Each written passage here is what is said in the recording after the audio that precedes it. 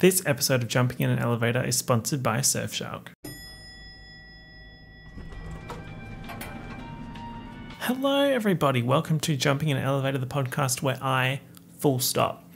On the subject of full stops, don't you feel like when someone sends you a full stop in a text message, it feels like that emoji that has the flat line mouth? Like ... line, giving very much Morse code. Hope you're doing well. Special welcome today to Charlie. Thank you for being one of my top tier patrons. My wish for you today is that you are candidly photo ready at all times. Something that I am trying to become, you know? I think it's one of my fundamental flaws. I have two fundamental flaws. One, being 25.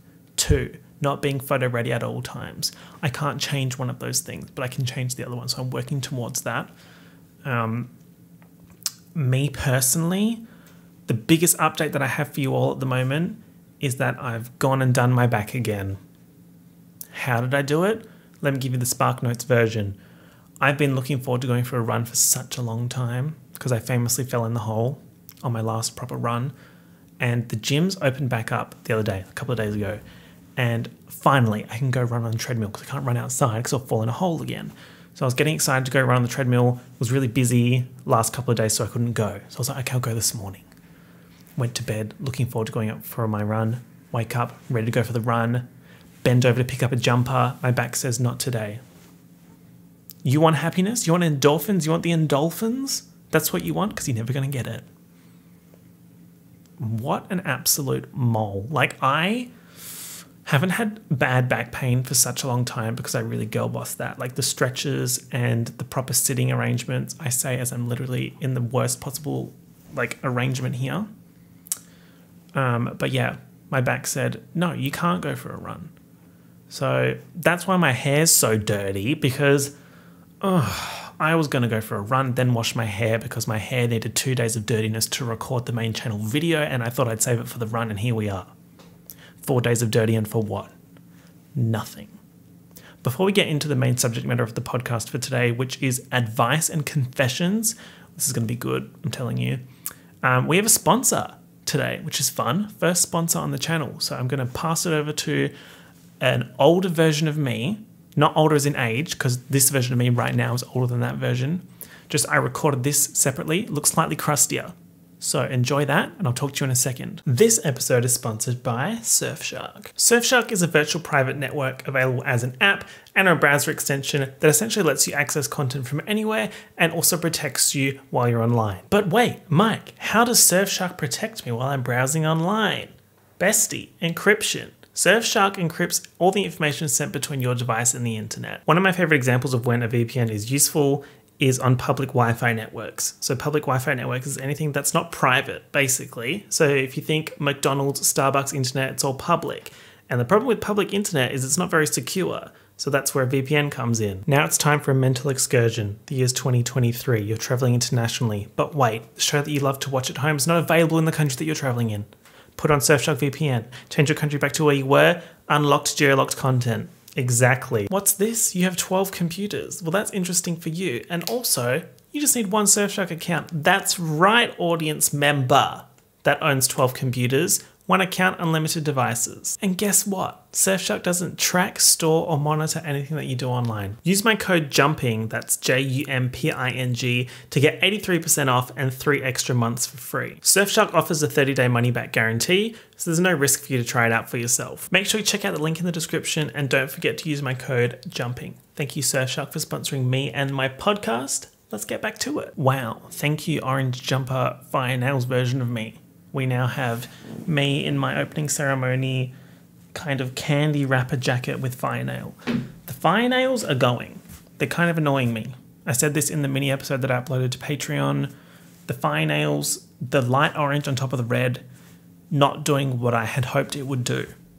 It's doing the opposite. It's giving crusty, musty, dusty, like it's starting to crack a little bit and you can see underneath it, and that's just not really the vibes that I was going for at this point in time in my life. I feel like that's very much 28-year-old antics to have cracked nail polish, and I'm just not there yet. You know, emotionally or physically or spiritually. Wow, I am just talking shit today, aren't I? But isn't that just what life's about, talking shit? and seeing what sticks. So true. Someone put that in a book. Put it on one of those signs and then sell it at a homeware store. It would sell out in seconds. So I went to my Instagram, which if you're not following me, feel free to do that. I'm trying to get verified on Instagram, which has just turned into an absolute saga, hasn't it? All the platforms hate me for some reason. Don't know what I did.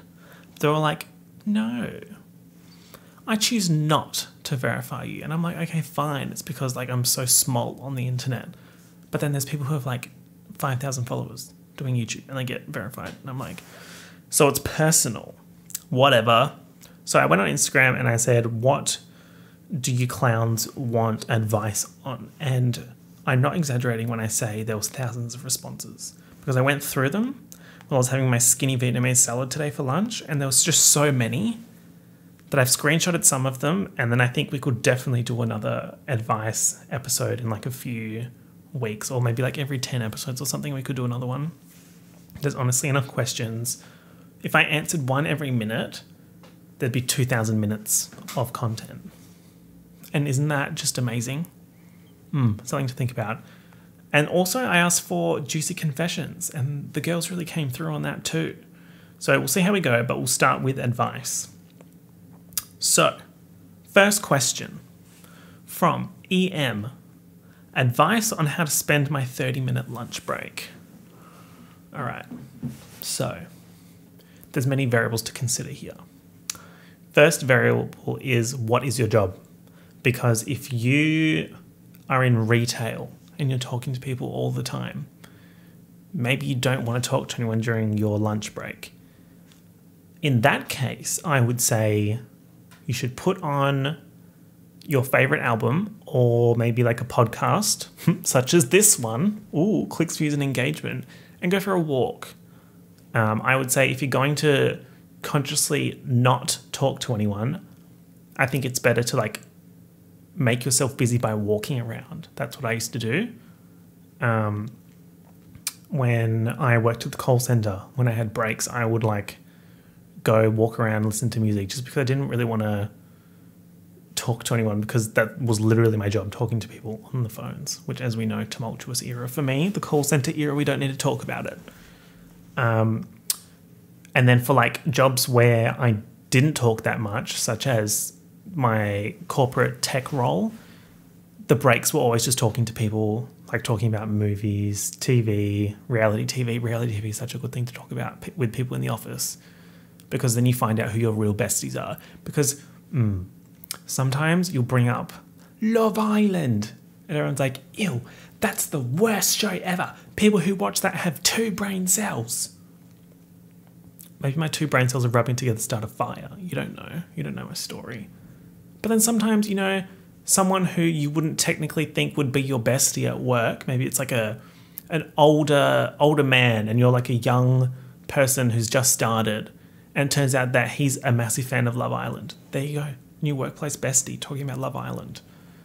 So yeah, I would say either chat to people about like reality TV or put on an album or a podcast and just have a walk around. That's what I used to do. And now when I take breaks, I just play PlayStation because I don't want to leave the chair. You know the vibes. Oh, this one's good. This is from W. How to motivate yourself. How to motivate yourself as a content creator. I know I enjoy it, but working 2 jobs is hard. Spill. Thank you, E, for the question. 2 E's in a row? Crazy. Okay, not to sound like a broken record with the last answer, but it really depends on your situation. If you're doing content creation as a side hustle at the moment, then I would try and prioritize doing it specifically for fun, because the second you start treating your side hustle as your main job, it shifts. Not in a bad way, it's just you start looking at it differently. Like when I went to YouTube full time, I had to start thinking about how do I like reliably and consistently make money from this. Whereas when I was just starting off and I was still working full time and I was doing videos on the side, then I could really just kind of do whatever I wanted and then just experiment and work out what I liked making. So yeah, in terms of motivating yourself to be creative, I would just think of what seems like the most fun thing for you to do, and you're not prioritizing making money off it. Like, you don't need to be productive. You're not trying to be efficient. You're just trying to be as fun as possible. And I feel like that kind of mindset sets you up to kind of get the most out of that creative side hustle that you have. But as I said, when you kind of pivot into doing that creative thing full time, that's when it changes a bit. And then also, like, if you're doing 2 jobs and that's one of the jobs, then the benefit of treating the side hustle or the creative thing as fun is that it doesn't feel like work. It feels like you're doing a full-time job and then you're doing this other fun activity rather than doing 2 jobs where you're just out working all the time, which is honestly not the way to live. So if you can avoid that, that is probably the best thing to do. Another E. Okay, crazy. How to find a job I don't hate. I like the phrasing, because saying, how do I find a job that I love? How can you love a job? People who say that they love their job, it's getting weird. I'm skeptical. Maybe that's just me being like cynical, but like, how can you love a job? I don't know if we're built to work 40-hour weeks in the corporate hamster wheel. Maybe your job's not doing that though. Maybe you're a teacher and you love being a teacher, that's cool. But yeah, so finding a job that you don't hate. I read something really interesting online that was saying what you do when you procrastinate is what you subconsciously really want to do all the time, and you should try and make that your career. And I said, let me do the Nicki Minaj blink. Because if I'm procrastinating, I'm playing PlayStation. That doesn't really mean that I want to turn PlayStation into my career, even though I'm streaming games on Twitch and I have a lot of fun doing that. So it's an interesting situation. Like, if you're studying and your type of procrastination for that is like making beats on the computer, like making music, then maybe that is telling you that you should do music. So maybe have a think about that. What do you do when you don't want to do anything else? And then also, in terms of finding a job, lower your expectations. And everyone's always like, find your dream job, find your calling. Well, that's such a that is so much pressure to put on yourself. When you finish high school or when you finish university, you can't really go into the workforce thinking it has to be my perfect dream job, because that's kind of like the carrot that's dangled in front of you. Because what defines a perfect job, or what defines your ideal job? If you break down what your ideal job involves, maybe you can find a job that takes some of those parts. So for example, if your dream job was being, I don't know, like a graphic designer, right? And you can't seem to get a job as a graphic designer, or you don't have enough experience, or there's not enough roles or something like that, you can find a role that kind of plays into parts of that. So you could say, this is probably not a very good example, but when I was working as a software developer, front-end software developer, I also had a little bit of a play around on the graphic side of things. So that's a not fantastic example, but I'm just saying that I was interested in graphic design, and the fact that I got to do graphic design as part of an engineering role was pretty cool, because I could kind of tap into that thing that I liked doing as well. So I hope that helps. G says, being an HVAC mechanical engineer sucks and everyone is old. How do I care? So HVAC, what does that stand for? I want to say that it's air conditioning. Is it air conditioning? Am I just talking shit? HVAC, that sounds right. But I had the same issue when I did my first professional, or my second professional internship. I was working at an engineering company, and the work was very niche. it was technical, which is what I wanted. And the team was quite old. And because of me not connecting to the people, I really needed the job to really just pop for me. And it didn't. So that's why I left. And that actually raises an interesting point, because if you are in a position where the job that you're doing, you require interesting people around you to make the job interesting, then maybe the job isn't the right job for you. Not telling you to quit your job, but you know what I mean. If you can do the work and you don't have to have workplace besties at all times, then that's a good sign, because that means you're interested in the work. But it sounds like you're not really interested in the work. So I would say maybe have a look into other types of engineering, or have a think about what about being a HVAC mech engineer do you like, and then find out what industries use those components. Like if you like the design part of it, then you could have a look at other types of design engineering. Or if you like the calculation side, maybe you could move into something more mathematical. But you might still have the same issue about everyone being old in the team. But you know, that's not necessarily a bad thing. That actually probably would help you separate your work life and then life outside of work. If the people that you're working with aren't your besties, then you can kind of split that easy and just switch off work when you go home, because you're not talking to the people that you work with. So you can kind of honestly spin anything to be positive. Okay. How do you talk to people in a work environment?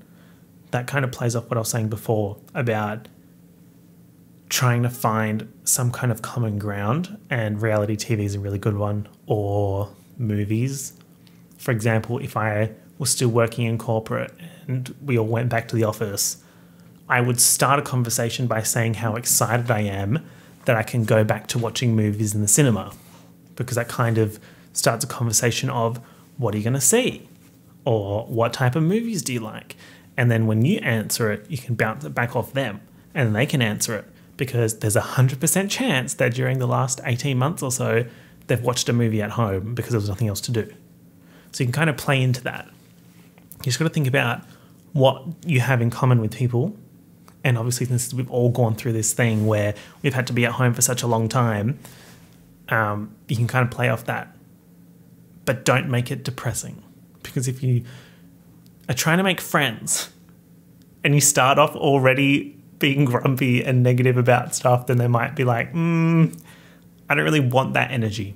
So I would say find common ground, put a positive spin on things, and then see how it goes from there. Another E, transition from school to uni. I think the key here for this whole episode of advice is lower your expectations, because I kind of feel like there's this big thing about going from school to uni that your life's going to be insane. It's going to be so exciting. You're going to parties every night. You're going to go out every night. It's going to be absolutely diabolical. Who cares about grades? Lower your expectations. Like, set realistic goals. Like, make a goal to be that you make a friend, one friend in the first week of university. If you kind of set those small goals that are achievable, when you achieve them, it feels like you're doing something right. And at uni, feeling like you did something right is such a benefit. That's such a plus, because as the further you get into your college or university years, the less often you're going to feel like you're doing the right thing. Spill. Actually, no, that's a good thing. That's a good motto for your 20s, I would say. Because it's like, the older you get, the less you feel like you're going in the right direction, and it feels like you're running out of time. That was me a couple of weeks ago. But then I was like, running out of time to do what? Shut up. Yeah. So, rule number 1, shut up. Rule number 2, lower your expectations. I think those are 2 pretty good rules. Also, the friends thing, it's very hard to make friends as an adult. So I would say that's one of the good things about going to university, going to college that people don't really talk about in terms of benefits. Like they're always like, it's good to have that on your resume. The lifestyle's good because you get to go out and you get to learn stuff you didn't learn in high school, that kind of thing. The making friends part, honestly, I would say is one of the best parts, because if you make friends at university, it's kind of like a double-edged benefit, because you're making friends, which is always great to have people around. And secondly, if they're friends in your class, then that's people you can bounce questions off, you can study with. And honestly, when I look back at my uni years, the study sessions where I studied with friends, I remember because funny stuff would happen and we'd actually do something fun. But I don't remember when I would study by myself because I just would be sitting there reading shit. And those study sessions with friends, not all of them were effective. Not all of them were, I was actually getting anything done at all. But then sometimes it was really good to bounce off people and see their perspective on how to answer a question, which as I got into my master's degree, that was huge. Having people kind of with the same level of motivation as me that wanted to do well and how they would tackle a question. So yeah, I would say just chill out, try and make friends and put your guard down, especially like at the start of your classes when you're being introduced to people. Don't try and act too cool. Everyone's stressed, everyone's anxious. So you can kind of just play off that. Everyone just wants to have a good time. So that's a good place to start. How did you cope with uni? My workload is crushing me at the minute. Jolene.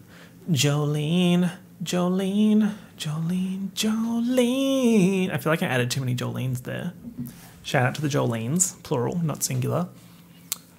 Look, I'm not going to sit here and act like fucking the CEO of time management, because at uni, I ran myself into the ground. Like, I'm not going to sit here and pretend that I was just 100%ing everything and had an amazing social life and blah, blah, blah, blah, blah, blah.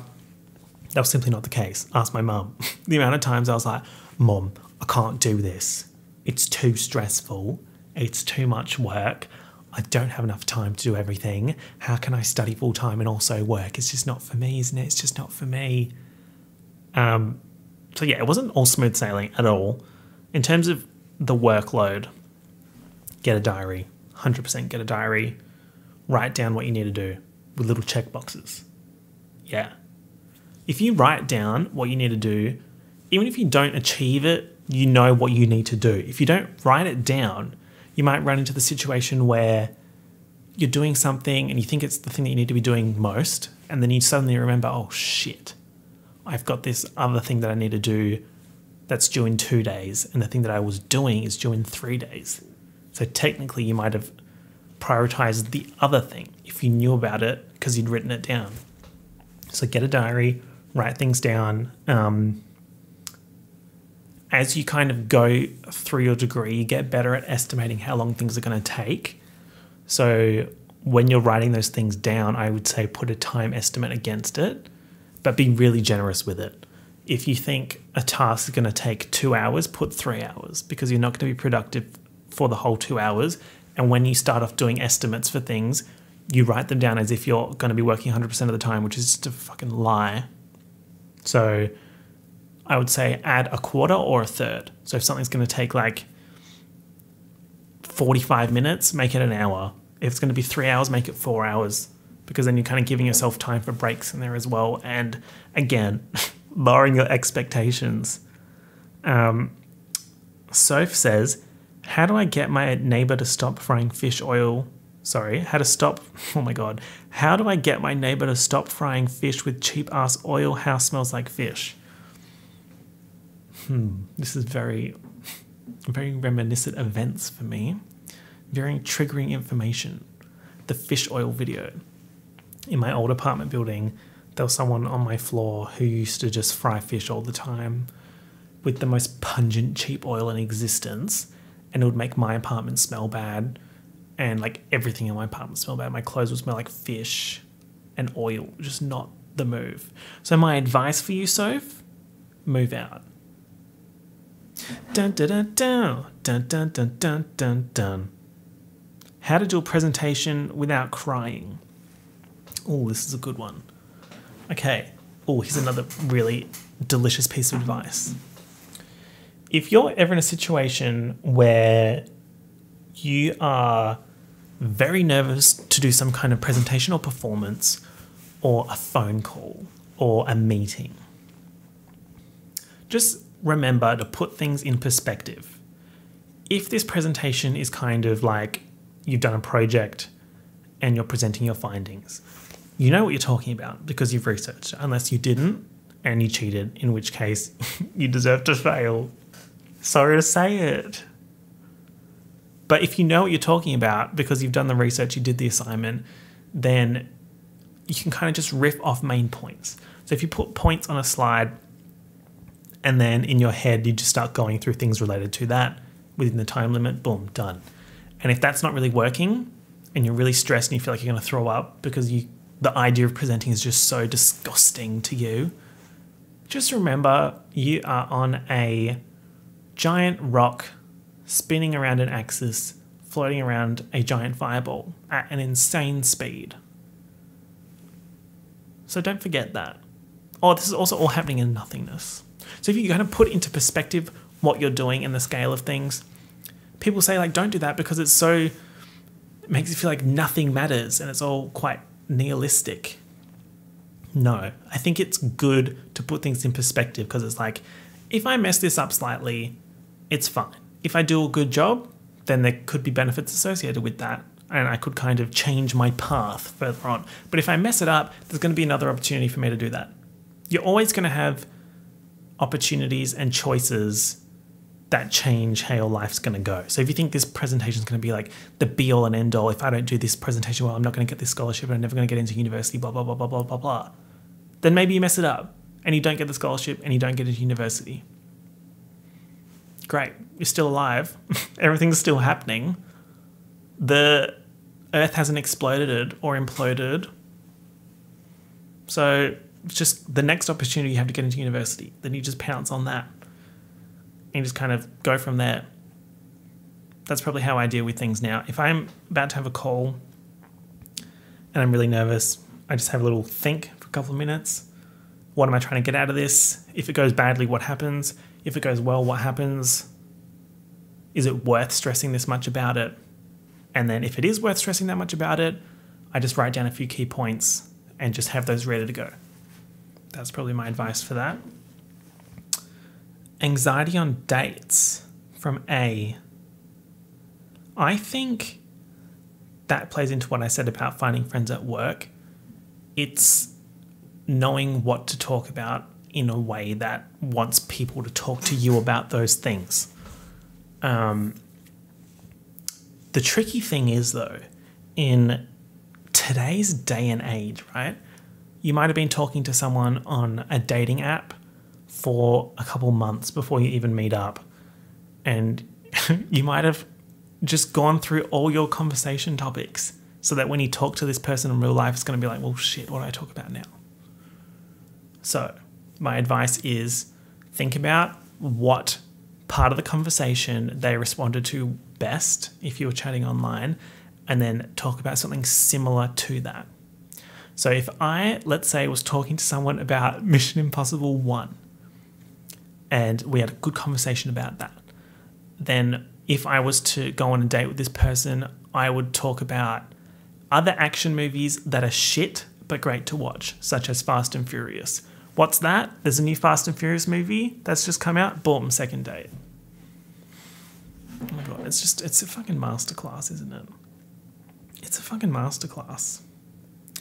Do you have any time management tips from Sophie? Yes, that was the time thing. So if you estimate how long things are going to take and then add a 25% extra, that seems to do it for me. Job interviews. Ooh. Okay, job interviews are a good one. I would say pick some strengths and think of some examples when you've shown those strengths in the context of the role you're applying for, and then go in with those. Because let's say you're going in for an engineering role and you need to show that you used critical thinking. think of an example that you used critical thinking and just have that ready to go in your mind. Because if you're going in for a job that requires good communication skills, of course they're going to ask about your good communication skills. Or if it's an interview that requires good technical skills, of course they're going to ask about a time when you use technical skills. So if you think about the attributes you need to be successful in this job and then think about a time that you use those attributes, boom, you're sorted. Okay, we've got 2 good ones here.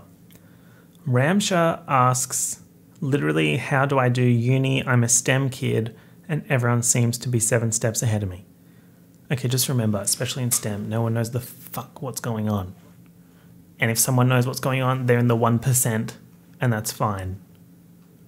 Just break down what you need to know. Because what you need to know is what's going to be in the exams, or if the teachers are really good, what you need to know is the stuff that you need to do well in the profession.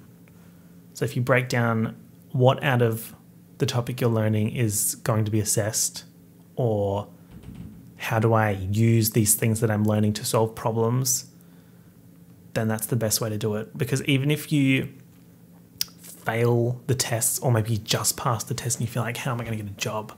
If you have the critical thinking skills, you should be fine. Critical thinking skills are honestly the best thing that came out of me doing my degree. Like, even if I'm not using my engineering skills right now, I am using critical thinking. And I got that from doing a STEM degree. So I don't know if that helps. I hope it does. Josh asks, how much does going to a prestigious college actually help when finding jobs? Look, it goes both ways, because sometimes just having the name on the resume gets you in the door, which pisses me off to no end because it's such shit. It's just such, like, fuck off with that. It annoys me so much. Ugh. Because it reminds me of that college admissions scam documentary thing. And people getting into prestigious universities might not be because of their skill or their talent. It might be just because their family has so much money that they can pay to get in. So then them having that college on their resume doesn't necessarily say that they have a higher level of understanding on the topics required to get the job. So I would say if a job looks at your university or your college and makes decisions based on that without even fucking talking to you, it's not worth applying for. Or if you don't get through because of that, you dodged a bullet, because it sounds like it's an absolute prestigious shithole. Sorry to say. If you have the option and the ability to go to a university that, you know, might rank higher for the subject that you're wanting to study, then pursue it by all means. But if you don't get in, it's not the end of the world. If you get into another college that's technically less prestigious, but you still learn what you need to learn, then who the fuck cares, right? It's just the prestige thing is so annoying. Basically, if the university teaches you what you need to know to be qualified in that role, then it doesn't really matter about the university. So that's my opinion on that. What have we got next? B says, I think I love my personal trainer, but don't know how to flirt. B, I don't know if you're going to love what I'm going to say here. Okay. If you're in love with your personal trainer, that means you're seeing your personal trainer when you're at your worst. This is just based off personal experience. When I had a personal trainer, we were in the trenches. It was a difficult time for me. I was fighting for my life in that gym just because I was like sweaty, unfit, disgusting rat. Garbage a rat. So I'm just trying to think in my position, if I was trying to flirt with the personal trainer, it'd just be the worst experience ever, because I don't even know what I would do. But honestly, if you flirt with the personal trainer and they respond to it while you're in the gym working out being sweaty, then boom, maybe they're the one. It's like that saying, if you don't love me at my worst, you don't deserve me at my best. Being in the gym is the worst. And if they see something in you then maybe they deserve the best, you know? Okay, let's think of some solid tips for B. Ask about their hobbies. What do they do outside of personal training? find some common ground, and then just go from there. If they have good conversation and they have good ambition, then just pivot off that. And then you can even ask and be like, oh, I'm really struggling with working out what to eat when I go out and trying to stay on diet for like my fitness goals or whatever the fuck you're doing at the gym. And they might give you some suggestions. And then like if it gets to a point where you're feeling really confident, you want to ask them out, you could just be like, so like if I was to go on a date somewhere with someone to this place, what would I order? And if they know, then you can be like, well, maybe we should go.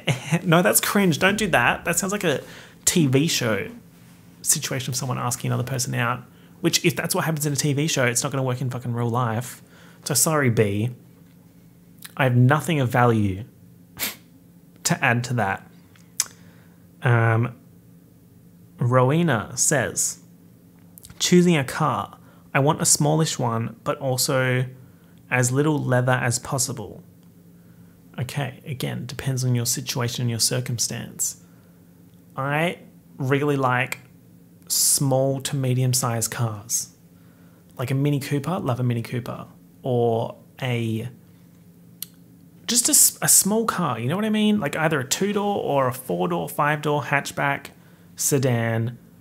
The reason why I say that is because if you're living in a city, it is so much easier to be driving a small car because you have more places to park. And usually small cars have really good fuel economy. So I would say if you're in the city, you need to prioritize being able to park and fuel economy.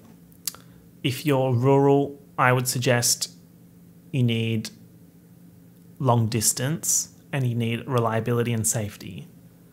So just have a think about what your top 3 things are for the car and then just kind of bounce off that. But there's a lot of really good small cars now that have really solid safety ratings. And if you just go through the top safety ratings for cars in blah, blah, blah year and just go down the list and filter from there, I would say 2016 onwards is a good bet for a secondhand car. I probably wouldn't go more than 5 years old for a secondhand car just because they depreciate quite quickly. M says, how to negotiate salary during appraisal. Do you know how I did this? I quit. So I didn't really have to deal with that. But if I did, and I was trying to increase my position at the company that I was at, the way I would have done it is I would have... It sounds like you've already set up the meeting, so I'll just talk about the actual negotiation. I would say, to be completely honest, I've been talking to some other companies or other... Don't say that. Say other companies have been approaching me because they found me on LinkedIn or whatever. And the numbers that they're throwing at me are this. So I would like to put forth a pay rise because I really like this company. You just have to phrase it in a way that you want them to think that you're loyal to the company, even if you're not. If you say, I really love working here, the projects are great, the people are great, but I'm getting these really good opportunities coming my way from other companies that are simply just paying more. And, you know, I would, if it was me, I'd say something like, you know, at my age, at my big age, I'd say at my age, to be honest, earning more money, like that does play into it. Like, yes, having a nice culture at work is important, but also it's important to be financially secure. So you kind of just play off that. That's how I would do it. But you make sure that you're not saying, if you don't give me this, I'll quit. And you don't say that, if it's up to you, like maybe you could give me like a little $1 increase. Like you need to set either a number or some other metric that you can gauge what you want and they can gauge what you want. Because if you give them a number, they'll come back with another number that's less, but it's still higher than what you've got.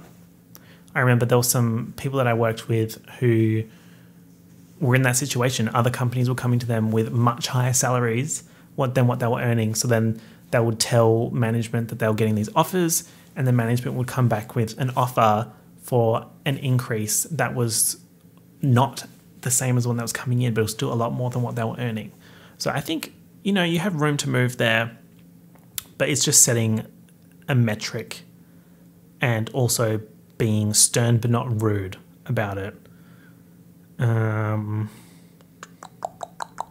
we go. Choosing what to study at uni, from Hannah.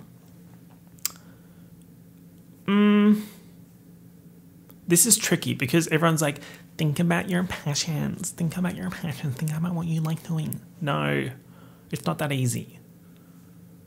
It's hard to know what you want to do, especially when you leave school. I would think about, during high school, what did you enjoy doing? What parts of your favorite subject did you enjoy the most? What things did you hate the most? Were you a person that really liked doing maths, or did you absolutely hate maths? Did you like learning about biology? What aspects of biology? Did you like learning about money, in a sense that you liked learning about budgeting or learning about how financial systems work? I would say kind of break it down and then find something that incorporates a few of those. Start off that, and if it's shit and it's not what you want to do, then you can change it. Starting a degree and doing it for 1 year and then shifting is not the end of the world. It's better to do that than get 3 years through a law degree or something and realize you don't actually like law and then you want to go back and do something else. It's fine to do that as well. It's just you've got a massive debt now. So I would say, especially if you're going into your first year, choose a good breadth and depth of subjects that kind of cover a few bases. And then when you go into your second year, you can kind of hone in on what you enjoyed from first year. Also, if you're thinking about going to uni just because that's what society's telling you, but then when you've had this think about what you enjoyed doing in high school, maybe what you want to do is not what comes from going to uni. Maybe your career doesn't involve going to uni. Maybe what you want to do in life doesn't involve going to college or whatever, which is totally fine. It's just breaking down what you enjoy doing. And if you don't know what you enjoy doing, just give something a go and see what sticks. You've always got time to change your mind. Katie, advice on how to plan a trip to Japan. I want to go back to Japan so bad. I watched my vlog again. My Japan vlog. One for the history books, that one. One of my first copyright strikes because I put a Grimes song in there. And I'd do it again. Ba-ba-bow. Okay, advice for planning a Japan trip. I would say go skiing or snowboarding. That shit was so fun. Maybe pick a few cities and allocate 4-ish days, 3 or 4 days per city, depending on how much time you have. So if you have 2 weeks, that's 14 days. Maybe go to 3 cities, 3 or 4 cities, and then that should be good. Because if you go less than 3 days, 2 days is not really enough time to actually get somewhere and spend enough time around there that you can feel like you actually did something. But then if you're in a city for 6 days, 7 days, and you don't really like it, and you realized you don't like it after the second day, then it might feel like a waste of time and a waste of money that you're still there on the 5th and 6th day. So I would say kind of 3 to 4 days per place, and think about what you want to do. If you want to do just the touristy shit, that's totally fine. And that's a good realization to have, because then you can just go online and type in best tourist things to do in Japan, and there's so much fun shit. The amount of touristy things I did. I'm a sucker for an art gallery or a pretty tree or some shit like that. And there's many options for that in Japan. Also, I love cities. So I really enjoyed Tokyo. If you don't really enjoy cities, maybe you'll enjoy going out a little bit and doing snowboarding or something like that. Or you could go on a hike or something like that. There's just so many options. So, and it also depends on who you're going with and what they want to do. Okay, here we have a juicy one from Jacob. I have 2 best friends and I like the girl, and I just found out the guy likes me and we don't know how the girl feels. I really like her and she keeps giving me weird mixed signals. Whoa, hang on. I have 2 best friends and I like the girl, and I just found out the guy likes me and we don't know how the girl feels. Okay, she keeps giving weird mixed signals. You got to find out what she's thinking. Is she aware that the other guy likes you? And have you made it aware to the girl that you like her? Because something that I've learnt is it's better to just find out what you need to know rather than just let things hang in the air, like a smell. You don't want like the smell to hang in the air. Don't forget, a fart is shit particles in the air. So true. So I would probably just approach her and say what you're thinking and then just deal with the consequences. Or you could talk to her about the third best friend liking you and what are her thoughts on that. Maybe she likes him. The triangle of it all. She likes him, he likes you, like her. Someone get this onto a reality TV show. Stat. Big Brother House, boom. Or like a scripted show. Euphoria Season 3. Someone signed Jacob to that. Callie says, dealing with a hustle culture boss. Hustle culture. I feel a rage inside me. Okay. Hustle culture in a sense that they want you to do more work and not get paid for it, because that is just simply not the vibe. That's not what's going to happen. Actually, this kind of ties into something that someone else asked me. I can't find the question, but someone said, how do I manage my boss asking me to do overtime all the time, or people assuming that I'm going to be available at all times to do extra work? Okay, I can answer both questions here. My life hack for this is set a commitment for, like if you finish work at 5, set a commitment for 5:30 or 6, maybe 5:30 is a bit early, 6 o'clock. Like I would do personal training at 5:45 and I'd finish at 5. And then if someone was asking me to do extra work, I'd be like, well, I actually have this personal training session that I pay for, so I can't skip it. So you're kind of setting the boundary and you're letting them know that you do things outside of work that you can't not do. If it's a case of you not doing your work because you're shit, you still need to do it. But maybe not on that day. Maybe you'll like come into work early the next day and get some stuff done. But you kind of just make them realize that you have a life outside of work, because it felt like sometimes the superiors kind of looked at me like I was there to serve a purpose and that's it. I wasn't a real person that actually did stuff outside of work. So if you kind of just let them know that you have commitments, then that was a good thing that worked for me. And also, I'm not going to tell you to say no to them asking you to work more, because that's bad. But also, like, don't be a pushover. And setting commitments kind of plays into that kind of empowerment of not saying no, but saying yes, but. Or like, maybe if, just not a flat out yes. Because they need to know that you're not available at all times. But also, if it's turning to shit and you say that and you do that and they're like, well, you're not putting enough work, you're fired. Maybe it's a good thing. So it doesn't sound like they value your time anyway. Am I spilling? I think I'm spilling today. Didn't even notice the punches that you roll with. I actually got a bunch of questions from women asking me how to find a good man. And I don't know what the answer is there. Everyone's just kind of shit. This one from Matilda. I want to start investing and understand nothing. All right. If an influencer tells you to invest in a specific thing, don't invest in that. Research the industry that thing's in and work out, is this a viable investment? Because a lot of the time, and not even just influencers, if you are on some forum or you follow some people on Twitter and they're like, buy this stock, you need to think about, why are you buying this stock? Are you buying this stock because people are predicting that it's going to do well? Okay, great. why is that stock going to do well? Look into the industry, look into the company. Maybe they are a mining and resources company and they've just finished drilling something and they're going to come out with the results soon. That might indicate that the price is going to go up, that kind of thing. So you kind of just research around what everyone's talking about. And like with crypto, everyone's like, buy Bitcoin, buy Ethereum.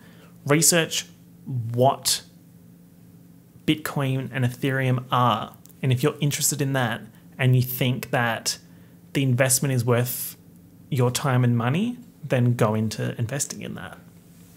But my advice is make sure you do your research. Don't just buy stocks because someone said to. AR says, what to do if someone has a crush on you? I have a funny story about this. I think I've told this before. I don't know. In university, I was out at a club with some friends and there was a guy that liked a girl and it was just me and the girl on this balcony, and she was like really flirting with me and just like I just was not reciprocating. I was just kind of like, that's crazy, that's wild. Because like that friend that I had was so into her that I didn't really want to meddle in there at all. And I just kind of left, actually. I left the club. I was like, I actually have to go. I have to go. Sorry, I have to go. So my advice is just live your life. If someone has a crush on you, move on. They're going to move on. Everyone's going to move on. Unless they don't. I mean, to be honest, my university crush, I'm not over it, babes. That's my Katy Perry, the one that got away. Oh my God. Katy Perry wrote The One That Got Away about my, my university crush. Bobby, how can I motivate myself to start my fitness journey? Oh, honestly, think about why you're doing it. If you have a goal in terms of feeling good.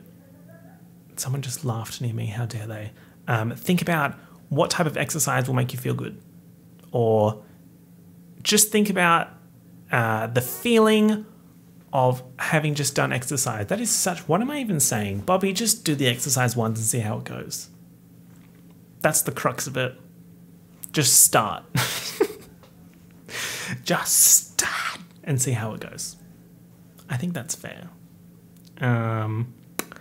Going to bars alone, how to do it artfully. Girl boss, good outfit, and confidence. If you're not confident, then it will show you and everyone will be like, what's going on there? Okay, let's get to these tea spill situations because there's some good shit here. Because, look, honestly, the first one I just opened here, had an affair with my boss, yeehaw. Next one, sometimes I read fan fiction about Joe Biden. I once pooped in a plastic bag in class because the teacher didn't let me go to the bathroom.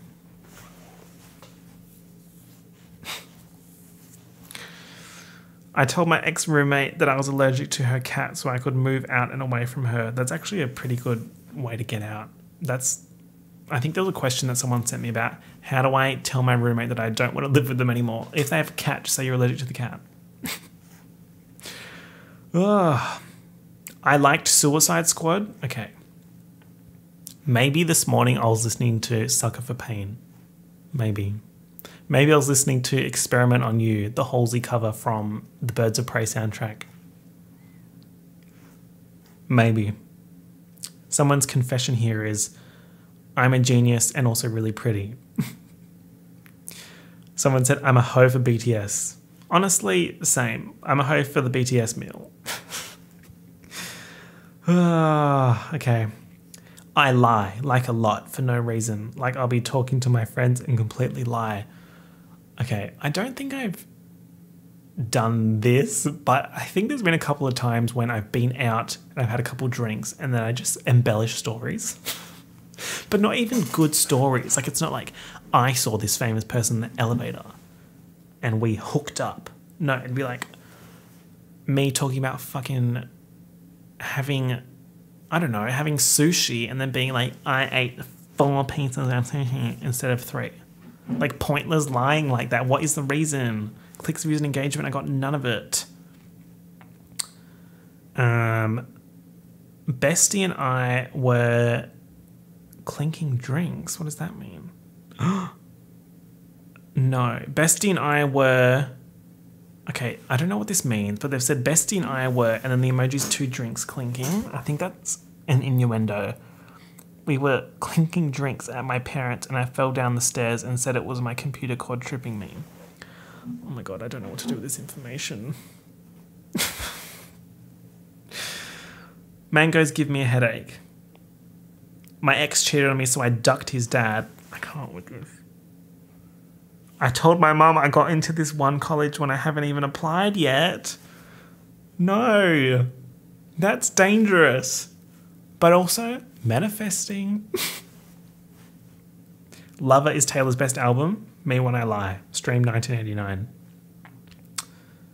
I used to cut 1 strand of carpet in my room every day. No one ever noticed. What does that mean for society? Like, what was your what was your goal? Last one. I wear jeans every day but wash them probably twice a year. Honestly, I followed this guy on Instagram who was a fashion guy, and he said to never wash your jeans. Ever. And I was like, well, okay, a bit ridiculous. I wash my jeans, I would say, a few times a year. But like, that sounds gross, but it's not, because that's how you're supposed to treat jeans. If you watch jeans all the time, they're going to get destroyed. But also, like, if you're just out here wearing jeans and nothing else downstairs, then you do need to wash your jeans, you nasty, disgusting. The camera has 15 seconds left, so I'm going to end this episode. But if you enjoyed it, leave a like. If you want to leave a comment. If you're not subscribed, don't forget to hit the subscribe button. Leave me a review if you want to. Make sure you check out the link in the description to get that deal for Surfshark. Thank you for listening, and I'll talk to you next episode. Bye.